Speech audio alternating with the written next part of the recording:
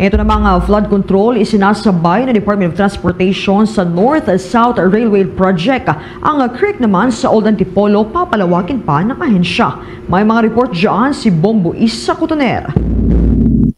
Inanunsyo ng Department of Transportation na kanilang dodoblehin ang kapasidad ng isang creek sa kahabaan ng Old Antipolo Street sa lungsod ng Maynila para matiyak na hindi malulubog sa baha ang mga itinatayong istasyon ng North-South Commuter Railway o NSCR sa Blumentritt at Solis. Ayon kay Transportation Secretary Vince Dizon, ang proyekto ay bahagi ng flood mitigation program na isinasabay sa konstruksyon ng railway system.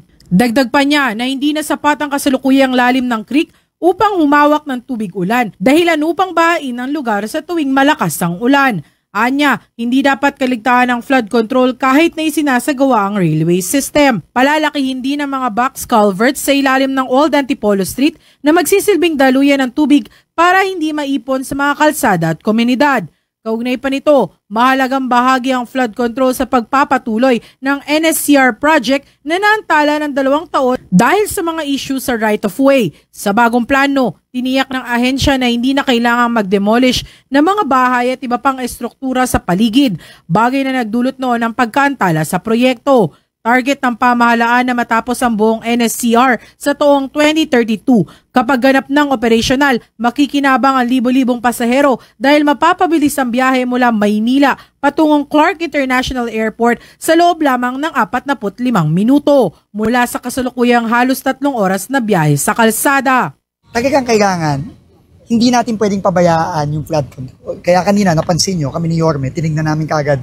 Ang unang tinignan ni Yorme, tinuro niya sa akin yung creek. So, not only are we going to double the capacity of the creek, no? Magtatayo tayo ng, dodoble natin yung box culvert sa ilalim nitong Antipolo. Mula sa lungsod ng Maynila, ito si Bombo Isa Cotoner and this is Bombo Radio Philippines, the #1 and most trusted source of news and information. Basta Radio Bombo! For the most trusted source of news and information, visit our website at www.bomboradio.com. Follow us on Bombo Radio mobile app, Facebook, YouTube, TikTok, and X, formerly Twitter. Like, share, and stay connected. Anytime, anywhere.